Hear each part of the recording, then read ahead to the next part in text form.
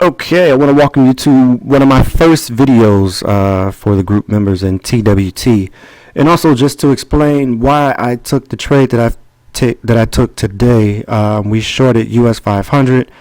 I actually bailed on the on a short early, but those of you who held actually could have gotten full profits. The short price was at 75. Some people got in at 80. And if you held into 415, it actually expired in the money for shorts. So that means that it actually expired below the strike price that we were looking for. I also told people to make sure you cap profits at 50. So you might have gotten out at 50, or you could have gotten out at 40 or 30. But it also expired in the money, so you could have received full profits if you held until 415. I'm also going to explain my support and resistance levels, how I get it, and then I'll also explain what indicators I use to actually trade. So I'm going to try to do this in about 15 minutes, so let's see if I can do it. Alright, so a lot of you have heard me say that I like trading 0-0 levels. 0-0 levels offer support and resistance all across the board. It works in Forex. It works in regular stocks like Apple, Priceline, Facebook. All different stocks. It works in the big index like S&P 500, US500. The 0-0 levels work there. And what do I mean by 0-0 level? I don't mean 17.700. That's not considered a 0-0 level. 0-0 level for me is considered at like 118.000.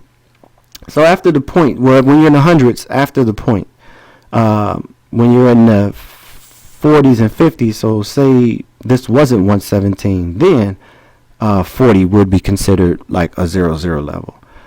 50, 60 would be considered a 0-0 level. But when you're in the hundreds, it's always the 100 or 200 or 300 and so on. That's considered your 0-0 level.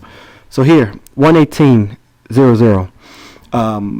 Previous day on Thursday, I noticed how the 118 level did not hold, and also the stock actually kept jumping up, touching, going down, jumping up, going down. Let me go to the 5-minute chart. You can actually see this.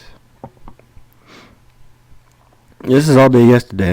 Actually after on the 20th, breaking through, a strong breakthrough on this level, failed to actually hit again, as you see here. That's 118.98. It actually got close to 119, which is also would be a resistance level. But a retracement all the way back down here in the middle of the day. We were still staring, bouncing in between the 118 level. Now diving through this red line here is the 200-day moving average. So diving back below the 200-day moving average, and then ultimately diving back below the 118 level. So look at how it played out today. After 3 a.m., breaching, then retracing back. Close to 7 a.m., breaching, and then retracing back. Breaching, and then retracing back. Also, as you see here, the first breach here was high. The third breach was a little lower than the previous high. The third breach was lower than all three of the breaches. At this point, I decided or determined that we should short the market. I look at, and why is because I trade USD JPY and S&P 500, better known as US500 if you're using Nadex. I trade those simultaneously. I look at one as an indicator for the other, and vice versa. During trading or during peak trading times, XPX usually leads. during off-peak hours, SPX usually leads. And when I mean by XPX, I mean US500. US500 leads. So if US500 is green, and I notice that USD JPY is going down, then I know that this is eventually going to go higher. I'll show you that in another video. Coming soon. I'll show you that in another video. I'll probably do a live trading webinar or something like that. But I noticed that this wasn't holding above 118, which is bad because this can actually pull the market down, and it actually did. Of course, you got a reversal here at about 11 o'clock, and I'll show you the chart on XPX. But my theory was to short the market, and was hoping that we can get in at 75, short at 75, and get out at 50. And if we got more, it would be great. And actually, we did get more, since it did expire out of the money. Some people did get out at 50. Some people got out at 30. Some people might have gotten out at 40. I'm not sure if anybody held to expiration, because it was actually back and forth, back and forth, back and forth. But it actually ultimately closed in the money for the shorts. So this is why I decided to go low.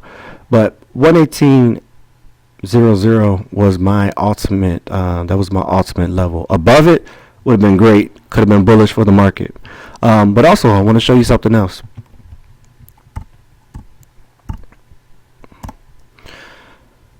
So this is XPX 500. Now on not on NetDenum, on TC2000, which is the paid version of freestockcharts.com. This does not trade 24 hours. It ends when the market ends. When the market closes, and it stops trading. It starts trading at 9:30 when the market opens. So I refer to this a lot because it gives me a lot of insight on how the market traded during market trading hours. And as you see here, when the market opened at 9:30, we had a nice little pop, and then from there it was just downstream. Now UJ or USD JPY right around 11 o'clock reversed. It actually went higher. Now it didn't beat the previous high. It just went off. It just came off of its lows, as it took US500 a little longer just to come off of its lows, probably right around 130. Usual. You'll see a reversal. Reversal times are usually between 12:30 and 1:30. Those are the reversal periods. I usually call those the reversal periods on the market. That's usually when you see some turnarounds. But as you see here, the market actually turned and went lower. But what's more interesting is I want to show you this. Another reason why I like using freestockcharts.com or any other chart that closes when the market closes. TOS does not have that. Well, you can actually get that action if you type in SPX and not ES. ES trades 24 hours. So you do have that option with TOS. But using TOS sometimes slows down your computer. And I use this because it's a lot gentler on my computer. But I want to show you something that's interesting. I just saw this too. This is the daily chart. Notice how this daily chart, the market was bullish from the huge sell-off that we had back in October. So market was bullish. Notice how these candles are getting smaller and smaller and smaller. You get bigger here, but this right here kind of looks familiar. Kind of looks like this. See that?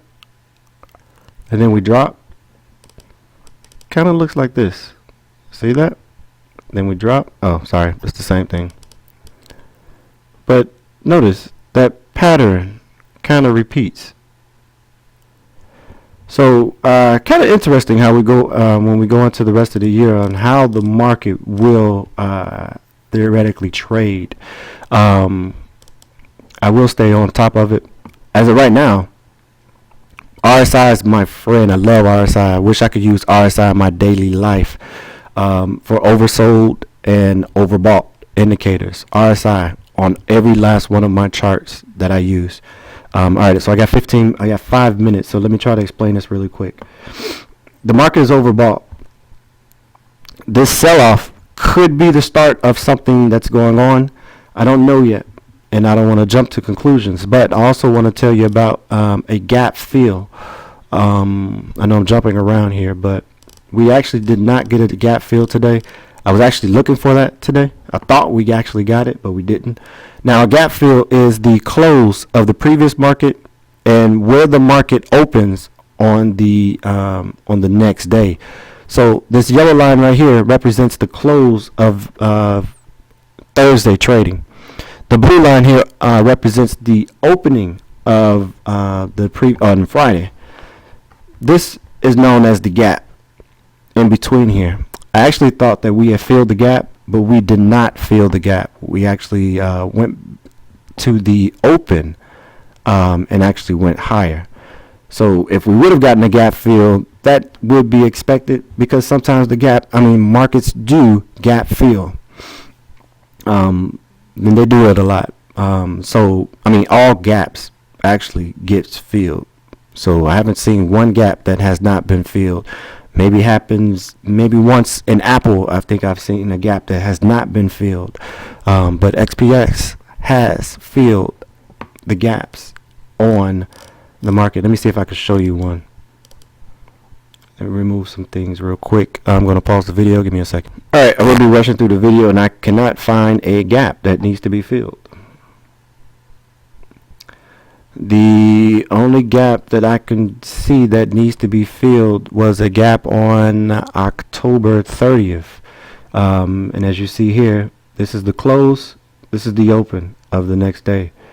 That's a gap that needs to be filled. So